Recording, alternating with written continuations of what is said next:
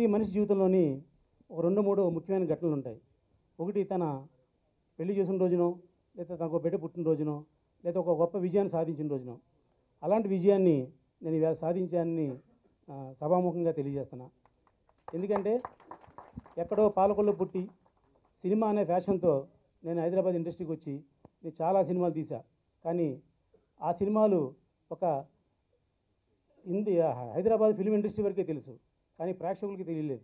ఆ ప్రేక్షకులకు తెలిసేలా సినిమాలు తీద్దాం ఉద్దేశంతో 2014 సంవత్సరంలో నేను 3 మంచి సినిమాలు నిర్మించాను. ఇప్పుడు ఎగ్జిబిటర్కి, డిస్ట్రిబ్యూటర్కి, ప్రేక్షకుడు కూడా చిరపరిచితుగా ఉన్నాను. అలాంటి టైంలో ఒక మంచి సినిమా తీద్దాం ప్రయత్నం చేస్తుండగా ఎప్పటి నుంచో the great director Ram Gopal Varma గారితో ఒక ఫోటో తీయించుకోవాలని సదుద్దేశంతో, ఆశతో ఉన్నాను. ఇది యథార్థమైన విషయం. ఎందుకంటే శివ సినిమా తీసినప్పుడు నేను మామూలు ప్రేక్షకుడినే. ఆ సినిమా చూసి ఎవరో గొప్ప గ్రేట్ డైరెక్టర్ ఇండస్ట్రీకి వచ్చారు, ఆయనతో ఫోటో తీసుకుంటే ఎలా ఉంటుంది అనుకున్నా. అప్పుడు అన్నపూర్ణ స్టూడియోస్ గేట్కి లోపలికి వెళ్ళటం కూడా నాకు మార్గం తెలియదు ఆ రోజుల్లో. అటువంటి నేను క్రమక్రమంగా ఇండస్ట్రీకి వచ్చి సినిమాలు తీసి నేను రామ్ గోపాల్ వర్మ గారితో ఒక మంచి సినిమా తీద్దామని ప్రయత్నం చేస్తుండగా ఒక మిత్రుడి ద్వారా ఆయన పరిచయం చేయడం. ఆయనలో ఏ మంచి గుణాలు సుగుణాలు అందరికీ తెలుసు కాబట్టి ఆయన గురించి నేను వేరే చెప్పక్కర్లేదు. కానీ నన్ను చూసిన మొదటి రోజునే, మొదటి షాట్లోనే ఆయన సరే నీకు సినిమా చేస్తాను పోవాయి అన్నారు. ఆ సినిమా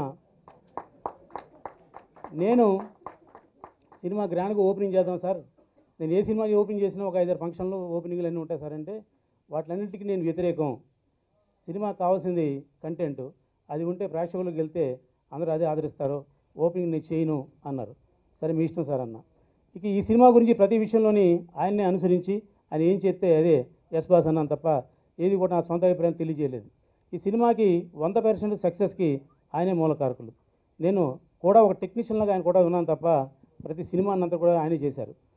ఆయన 2 కథలు చెప్పి ఈ కథలో ఏది బాగుంటుంది చెప్పాయంటే సార్ మీరు గ్రేట్ డైరెక్టర్, నేను ఈ చెప్పగలంత కెపాసిటీ నాకు ఉందని అడిగా. అది యాజ్ ఏ ప్రొడ్యూసర్గా నువ్వు చెప్పాయన్నారు.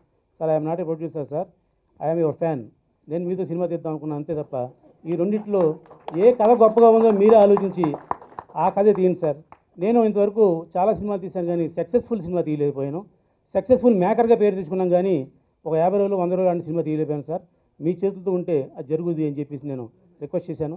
ఆయన మాట ప్రకారం ఆయన ఓ మంచి సినిమా తీసి మనం ట్రైలర్ లాంచింగ్ తోటే మనం అందరికీ అనౌన్స్ చేద్దాం, ఈ లోపు అనౌన్స్ చేయొద్దు అన్నారు. అలాగే నేను కూడా నాకు బాగా క్లోజ్ అయిన 2-3 మిత్రులు చెప్పానేమో తప్ప ఈ సినిమా గురించి నేను ఎవరికి చెప్పలేదు. అందరూ సడన్గా అనౌన్స్ చేస్తే ఇప్పుడు కంగారు పడుతున్నారు, ఇది రామ్ గోపాల్ వర్మ గారు ఏదో హిందీలో తీసిన సినిమాని మీరు డబ్బింగ్ చేసావా లేదా ఇంకోటి చేసావా అని 100 రకాల డౌట్లు ఉన్నాయి. నేను చెప్పాను సార్ మీరు ఎంత సీక్రెట్గా చేద్దామన్నా ఇండస్ట్రీ తెలిసిపోద్దండి అంటే నేను ఉన్నాం కదంటే నేను చెప్తాను కదా, నా మాట నమ్ముతారు కదా, ఇది తెలుగు సినిమా హిందీ సినిమా మనం తీసి చూపిద్దాం అని చెప్పి అన్నారు.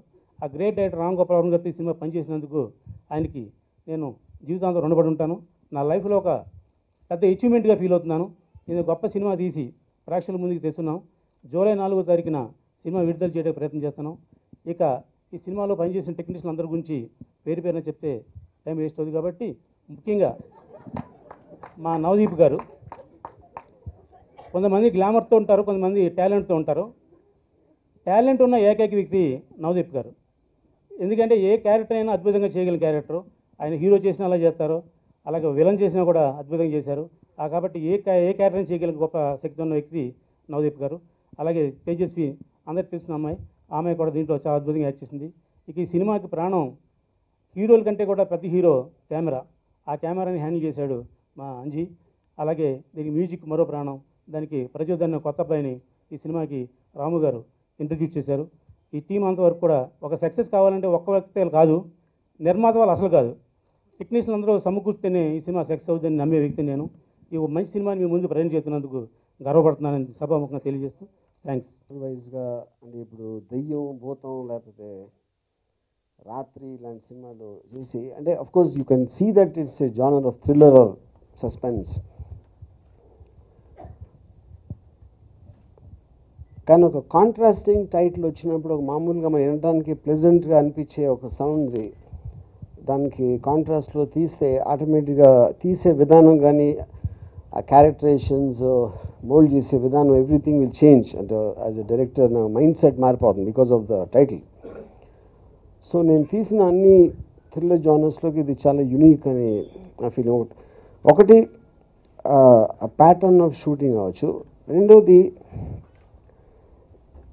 ఇప్పుడు సినిమా అనేది కథకి టెక్నిక్కి ఈ రెండింటి మ్యారేజ్ తోటి సినిమా అనేది ఎప్పుడైనా వస్తుంది. స్టోరీ అనేది అఫ్కోర్స్ ఇంపార్టెంట్, స్టోరీ లేకుండా ఏ సినిమా అనేది కూడా వర్కౌట్ అవ్వదు. కాకపోతే ఉట్టి స్టోరీ ఇంపార్టెంట్ అనుకుంటే స్టేజ్ మీద ఉండి కథ చెప్పేసి సినిమా తీయాల్సిన అవసరం లేదు. సో సినిమా అనేది మీరు యూజ్ చేసిన ఈ రకరకాల సాధనాలు, కెమెరా అవ్వచ్చు, మ్యూజిక్ అవ్వచ్చు, లేకపోతే సౌండ్ ఎఫెక్ట్స్ అవ్వచ్చు, వేరియస్ ఆస్పెక్ట్స్ ఆఫ్ ఇట్ అన్నీ కలిసి ఒక పర్టికులర్ ఎమోషనల్ ఎక్స్పీరియన్స్ని ఆడియన్స్ ఫీల్ చేయించగలిగితే that is when the whole amalgamation will work. So నాకు ఐస్ క్రీమ్లో ముఖ్యంగా ఒక పర్టికులర్ ఫ్లో క్యామ్ అనేది that rig I think almost ఒక ఆడియన్స్ని ఇప్పుడు any kind of a camera equipment ఎప్పుడైనా కూడా ఇప్పుడు ఫస్ట్ టైం ఒక లెంగ్తీ షాట్లు తీశారు సినిమాలు 1910 ఆ టైంలో. స్మిత్ అని ఆయన ఫస్ట్ టైం ఒక క్లోజప్ కట్ చేశాడు. ఒక క్లాక్ని చూస్తే క్లాక్ క్లోజప్ కట్ అయితే everybody thought audience point of view ఎందుకు ఎట్లా జంప్ అవుతుందని. తర్వాత గ్రిఫిత్ అనే డైరెక్టర్ ఈ షార్ట్ యాక్టర్స్ క్లోజప్ వచ్చేసరికి సడన్లీ స్టార్స్ అనేవాళ్ళు అక్కడి నుంచి స్టార్ట్ అయ్యారు. అంతకుముందు బ్రాడ్వే యాక్టర్స్ అందరూ they never use to look at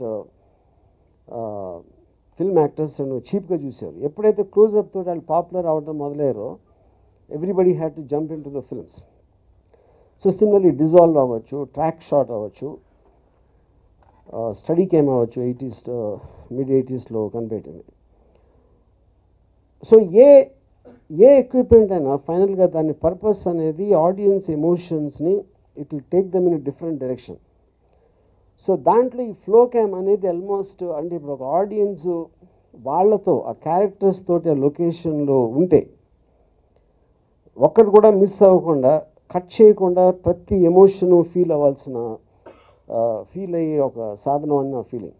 ఇది యాక్చువల్గా ఐస్ క్రీమ్, ఎందుకంటే ఐస్ క్రీమ్ అనేది సినిమా కథలో చాలా ఇంపార్టెంట్ పార్ట్. అది ఐస్ క్రీమ్ ఏమన్నారు థాట్ ఎప్పుడు వచ్చింది నాకు అసలు అంటే చెప్తాను. నాకు 5 ఏళ్ళ వయసు అప్పుడు ఫస్ట్ టైం కాన్షియస్గా ఐస్ క్రీమ్ తిన్నాను, అప్పుడు వచ్చింది థాట్. బేసిక్ డిఫరెన్స్ ఏంటనేది ఇప్పుడు స్టడీ క్యామ్ అనేది దాని లిమిటేషన్ ఉంటుంది. ఎందుకంటే దాని సైజ్ వలన మ్యాక్సిమం వెనకాల వెళ్ళటం, అది ఇప్పుడు ఈ మెట్ల మీదకి వచ్చేసి కిందకు వచ్చి పిల్లలు దాటేసి అంత because of the smallerness of the size, అదొకటి. రెండోది మీరు చూసుంటారు అసలు చాలా స్మూత్గా వెళ్తుంది, అబ్సల్యూట్గా షేక్ అనేది లేకుండా. అండ్ దాని వెయిట్ తక్కువ ఉండడం బట్టి మీకు క్లోజప్లకి వెళ్ళాలన్నా గబుక్కుని లాంగ్ షాట్కి వెళ్ళాలన్నా అంటే దాని మెన్యురబిలిటీ అంటారు, అంత ఫాస్ట్గా చేయటం అనేది స్టడీ క్యామ్ చేయలేదు. అది that is one of the main differences.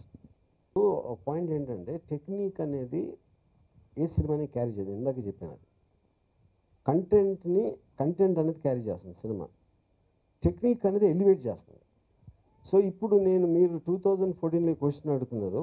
నేను 89లో ఫస్ట్ టైం స్టడీ క్యామ్ వాడినప్పుడు అప్పుడు స్టూడియోకి లెటర్స్ వచ్చాయి, ఏంటి అసలు షార్ట్ ఎలా తీశారని. వాళ్ళకి ఎక్విప్మెంట్ తెలియవచ్చు, టెక్నిక్ తెలియవచ్చు, కానీ వాళ్ళ కొత్తదనం అనేది ఫీల్ అవుతారు. Any equipment only does that. ఇప్పుడు కాదు నేను ఇప్పుడు భయపెడతారా అంటే భయపెట్టను అని చెప్తాను, మరి అంత అదవను కాదు కదా. పోనీ నేను చాలా భయపెడతానంటే నమ్మడానికి మీరు అదవాలి కాదు కదా. సో అది మాత్రం రిలీజ్ అయిన తర్వాత తెలుస్తుంది. భయపెట్టడానికి చాలా ట్రై చేశాం. See, there's a